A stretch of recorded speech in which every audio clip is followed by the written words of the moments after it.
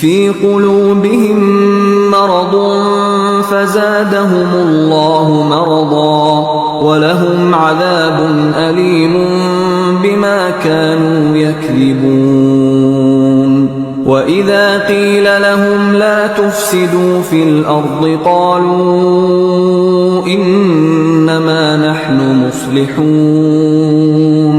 ألا إنهم هم المفسدون ولكن لا يشعرون وإذا قيل لهم آمنوا كما آمن الناس قالوا أنؤمن كما آمن السفهاء